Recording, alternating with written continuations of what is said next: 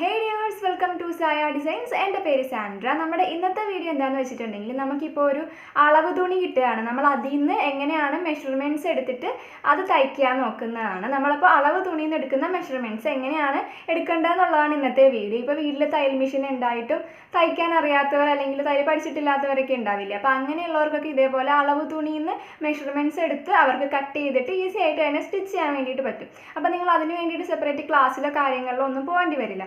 അപ്പോൾ ഇതേപോലത്തെ വീഡിയോസൊക്കെ നിങ്ങൾക്ക് ആവശ്യമുണ്ടെന്നുണ്ടെങ്കിൽ ചാനലൊന്ന് സബ്സ്ക്രൈബ് ചെയ്ത് സപ്പോർട്ട് ചെയ്യുക. അപ്പോൾ നമുക്ക് ഡയറക്റ്റ് വീഡിയോയിലേക്ക് പോകാം. അപ്പോൾ ഈ ചുരിദാറിലാണ് നമ്മൾ ഇന്ന് അളവെടുക്കാൻ വേണ്ടിയിട്ട് പോകുന്നത്. ഇതേപോലൊരു ചുരിദാർ നിങ്ങളുടെ കയ്യിൽ കിട്ടുകയാണെന്നുണ്ടെങ്കിൽ എങ്ങനെയാണ് അതിൻ്റെ മെഷർമെൻറ്റ്സ് കറക്റ്റായിട്ട് എടുക്കാമെന്ന് നമുക്ക് നോക്കാം. അപ്പോൾ ഞാനിവിടെ ഒരു ടേപ്പ് എടുത്തിട്ടുണ്ട്, ചുരിദാറും ഉണ്ട്. അപ്പോൾ ഇതെങ്ങനെയാണ് ഇനി ചെയ്യേണ്ടതെന്ന് നോക്കാം. ആദ്യം നമ്മൾ എടുക്കാൻ പോകുന്നത് നമ്മളുടെ ഡ്രസ്സിൻ്റെ ഫുൾ ലെങ്ത് ആണ്.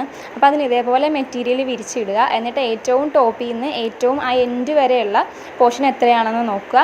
എനിക്കിവിടെ 46 ആയിരുന്നു. അപ്പോൾ അതിൻ്റെ കൂടെ എക്സ്ട്രാ നിങ്ങൾ സീം അലവൻസും കൂടെ ആഡ് ചെയ്യുക, തയ്യൽ തുമ്പും കൂടെ ആഡ് ചെയ്യുക. മേലിൽ ഷോൾഡറിന് കുറച്ച് പോകും, പിന്നെ താഴത്ത് നമ്മൾ ഫോൾഡ് ചെയ്യുമ്പോഴും കുറച്ച് പോകും. അപ്പോൾ ഒരു 1.5 ഇഞ്ച് എക്സ്ട്രാ എങ്കിലും ആഡ് ചെയ്ത് കൊടുക്കുക. അപ്പോൾ ഇത്രയാണ് നമ്മളുടെ ഫുൾ ലെങ്തിൻ്റെ മെഷർമെൻറ്റ് വരുന്നത്. നിങ്ങൾ മെഷർമെൻറ്റ് എടുക്കുന്ന ടൈമിന് ടോപ്പ് നന്നായിട്ട് ടൈറ്റ് ചെയ്ത് പിടിക്കുക. അതായത് മെറ്റീരിയലിൻ്റെ ആ ഒരു ചുളുക്കൊക്കെ മാറ്റി നന്നായിട്ട് നിവർത്തിയിട്ടതിന് ശേഷം വേണം നിങ്ങൾ എടുക്കാൻ വേണ്ടിയിട്ട്. ഇതിപ്പോൾ നല്ല വശത്തോ ചീത്ത വശത്തോ മറിച്ചിട്ടിട്ട് നമുക്ക് മെഷർമെൻറ്റ്സ് എടുക്കാം. ഞാനിപ്പോൾ നല്ല വശത്താണ് മെഷർമെൻറ്റ്സ് എടുക്കുന്നത്. പിന്നെ ശ്രദ്ധിക്കേണ്ട കാര്യം, മെഷർമെൻറ്റ് എടുക്കുന്ന സമയത്ത് ചുളുക്കുകളൊന്നും ഉണ്ടാവാൻ പാടില്ല. നല്ല കറക്റ്റായിട്ട് നീറ്റായിട്ട് വേണം മെറ്റീരിയൽ ഇടാനായിട്ട്. ഇനി നമ്മൾ എടുക്കാൻ പോകുന്നത് ഷോൾഡറിൻ്റെ പോർഷനാണ്. ഷോൾഡറിൻ്റെ പോർഷൻ നമ്മൾ എടുക്കുന്ന സമയത്ത് മെറ്റീരിയൽ നമ്മൾ ഇതേപോലെ രണ്ടായിട്ട് ഫോൾഡ് ചെയ്തിട്ടിട്ടാണ് എടുക്കേണ്ടത്. നമ്മൾ ലെങ്ത് എടുത്തപ്പോൾ അത് ഓപ്പൺ ചെയ്തിട്ടായിരുന്നു. അത് കഴിഞ്ഞിട്ട് ഇതേപോലെ ഫോൾഡ് ഇട്ടിട്ട് വേണം നമ്മൾ ഷോൾഡറും നെക്കൊക്കെ എടുക്കാൻ വേണ്ടിയിട്ട്. കാരണം നമ്മൾ രണ്ടായിട്ട് ഡിവൈഡ് ചെയ്തിട്ടുള്ള അളവാണല്ലോ നമ്മൾ മെറ്റീരിയൽ എടുക്കുന്നത് വരയ്ക്കുന്ന സമയത്ത് വെട്ടാൻ വേണ്ടിയിട്ട്. അപ്പോൾ ഇതൊന്നും കറക്റ്റായിട്ട് സ്ട്രെയിറ്റ് ആയിട്ട് തന്നെ നമുക്ക് ആ ഒരു 90 ഡിഗ്രി ആംഗിൾ കിട്ടാൻ വേണ്ടിയിട്ട് നമ്മൾ ഒരു സ്കെയിൽ ഇതേപോലെ വെച്ച് കൊടുക്കുക. അല്ലെങ്കിൽ നമ്മൾ ഷോൾഡർ അവിടെ നിന്ന് മെഷർമെൻറ്റ് എടുക്കുന്ന സമയത്ത് ഉള്ള ആ ഒരു മെഷർമെൻറ്റ് തെറ്റിപ്പോവും. അപ്പോൾ ഇതേപോലെ ഒരു സ്കെയിൽ വെച്ച് കൊടുക്കുക. അതിന് ശേഷമാണ് നമ്മൾ ഇതേപോലെ മാർക്ക് ചെയ്ത് കൊടുക്കേണ്ടത്. അപ്പോൾ ഇതേപോലെ എത്രയാണ് അവിടെ നിന്ന് വേണം അളക്കാനായിട്ട്. സ്ലീവ് തുടങ്ങുന്ന അവിടെ നിന്ന് സ്കെയിലിൻ്റെ ഇവിടെ വരെയാണ് നമ്മൾ അളന്ന് കൊടുക്കേണ്ടത്. അപ്പോൾ അത് എത്രയാണെന്ന് നോക്കുക. എനിക്കിവിടെ ഷോൾഡർ വന്നിട്ടുള്ളത് 6.5 അപ്പോൾ അതിൻ്റെ കൂടെ സീം അലവൻസും കൂടെ നമ്മൾ ആഡ് ചെയ്ത് കൊടുക്കണം. കാരണം ഷോൾഡറിൻ്റെ അവിടെ നമുക്ക് സീം അലവൻസ് പോകും. അപ്പോൾ ഒരു 1/2 ഇഞ്ച് അതും കൂടെ ആഡ് ചെയ്ത് കൊടുക്കുക.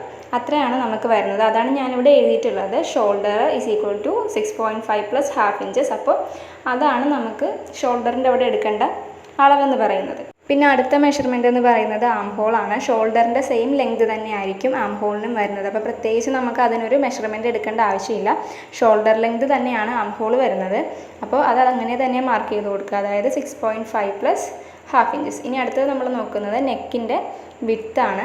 അപ്പോൾ അതിന് വേണ്ടിയിട്ട് നമ്മൾ നേരത്തെ സ്കെയിൽ വെച്ച് ഷോൾഡർ എടുത്തതുപോലെ തന്നെയാണ് നെക്കിൻ്റെ വിഡ്ത്ത് നമ്മൾ മെഷർമെൻറ്റ് എടുക്കുന്നത്. അപ്പോൾ ഇതേപോലെ സ്ട്രെയിറ്റ് ആയിട്ട് നമ്മൾ വെച്ച് കൊടുക്കുക. നമുക്ക് ആ 90 ഡിഗ്രി മേളിൽ കിട്ടാൻ വേണ്ടിയിട്ടാണ് നമ്മളിങ്ങനെ ചെയ്യുന്നത്. അപ്പോൾ കറക്റ്റ് ആ ഒരു അളവിൽ നമുക്ക് കിട്ടുന്നതാണ്. അപ്പോൾ നമുക്ക് നെക്ക് വിഡ്ത്ത് നോക്കാം. നെക്ക് വിഡ്ത്ത് വെച്ചപ്പോഴത്തേക്കും എനിക്ക് 4.75 കിട്ടിയിട്ടുള്ളത്. നമ്മൾ ഷോൾഡർ എടുത്തപ്പോഴത്തേക്കും ½ ഇഞ്ചസ് ആഡ് ചെയ്തിട്ടുണ്ടായിരുന്നു സീം എലവൻസ്. പക്ഷെ നമ്മൾ നെക്ക് വിഡ്ത്ത് എടുക്കുന്ന സമയത്ത് ½ ഇഞ്ച് മൈനസ് ചെയ്യുവാണ് വേണ്ടത്. അതായത് നമ്മളിപ്പോൾ 4 എനിക്കിവിടെ കിട്ടിയിട്ടുള്ളത്. അതിൽ നിന്നൊരു ½ ഇഞ്ച് മൈനസ് ചെയ്ത് കൊടുക്കുക. അപ്പോൾ 3.5 ഇഞ്ചാണ് നമ്മൾ നെക്കിൻ്റെ വിഡ്ത്ത് എടുക്കുന്നത്. നിങ്ങൾ എപ്പോൾ നെക്ക് ഇതേപോലെ മെറ്റീരിയലിൽ നിന്ന് നോക്കിയിട്ട് എടുത്താലും അതിൽ നിന്നൊരു ½ ഇഞ്ച് മൈനസ് ചെയ്തിട്ട് വേണം നമ്മൾ അടുത്ത നല്ല തുണിയിൽ നമ്മൾ മെഷർമെൻറ്റ് എടുക്കുന്ന സമയത്ത് ആഡ് ചെയ്ത് കൊടുക്കാൻ വേണ്ടിയിട്ട്. അപ്പോൾ neck width = 4 inches minus ½ inch. അപ്പോൾ നമുക്ക് 3.5 ഇഞ്ച് കിട്ടും. അപ്പോൾ അത്രയാണ് വരുന്നത്. ഇനി അടുത്തതായിട്ട് നോക്കാൻ പോകുന്നത് നെക്കിൻ്റെ ലെങ്താണ്. ഞാൻ എടുത്തേക്കുന്ന ഡ്രസ്സിലെ ബാക്ക് നെക്കും ഫ്രണ്ട് നെക്കും ഒരേ ലെങ്ത് തന്നെയാണ് വന്നിട്ടുള്ളത്. അപ്പോൾ നിങ്ങൾ എടുക്കുന്നത് ഡിഫറൻ്റ് ആണെന്നുണ്ടെങ്കിൽ തിരിച്ചും മറിച്ചും ഇട്ടിട്ടുണ്ടെങ്കിൽ ഫ്രണ്ട് നെക്കും ബാക്ക് നെക്കും നമുക്ക് അളന്നെടുക്കാൻ പറ്റും ഈ മെത്തേഡിൽ തന്നെ. അപ്പോൾ നമ്മൾ നേരത്തെ ഷോൾഡറും നെക്കിൻ്റെ വിഡ്ത്തൊക്കെ എടുത്ത സമയത്ത് സ്കെയിൽ വെച്ചത് ആ ഒരു പോർഷനിലായിരുന്നു. ഇപ്പോൾ അവിടെ നിന്ന് മാറ്റിയിട്ട് മേളിലായിട്ടാണ് വെച്ച് കൊടുക്കേണ്ടത്. സ്ട്രെയിറ്റ് ആയിട്ടൊന്ന് വെച്ച് കൊടുക്കുക. അതിനുശേഷം നമ്മൾ ഈ ഒരു രീതിയിലാണ് നെക്കിൻ്റെ ലെങ്ത് കണ്ടുപിടിക്കുന്നത്. 4.75 എനിക്കിവിടെ കിട്ടിയിട്ടുള്ളത്. അതങ്ങനെ തന്നെ എടുത്താൽ മതി. അതിൽ എക്സ്ട്രാ ആഡ് ചെയ്യാനോ അല്ലെങ്കിൽ മൈനസ് ചെയ്യാനോ ഒന്നുമില്ല. കറക്റ്റ് ആ ഒരു ലെങ്ത് തന്നെയാണ് നമ്മൾ മാർക്ക് ചെയ്ത് കൊടുക്കുന്നത്. അപ്പോൾ ഈ അളവുകൾ കൂടി ഞാൻ ബുക്കിലേക്ക് മാർക്ക് ചെയ്ത് കൊടുക്കുന്നുണ്ട്. അടുത്തതായിട്ട് നമ്മൾ നോക്കാൻ പോകുന്നത് ചെസ്റ്റിൻ്റെ റൗണ്ടാണ്. ചെസ്റ്റ് റൗണ്ടാണ് നമ്മൾ കാണാൻ വേണ്ടിയിട്ട് പോകുന്നത്. അപ്പോൾ മെറ്റീരിയൽ നമ്മൾ ഇതേപോലെ വിരിച്ചിടണം. നേരത്തെ നമ്മൾ പകുതിയായിട്ട് മടക്കിയിട്ടേക്കുമായിരുന്നു. ചെസ്റ്റ് റൗണ്ട് കാണുന്ന സമയത്ത് നമ്മൾ ഇതേപോലെ വിരിച്ചാണ് ഇടേണ്ടത്.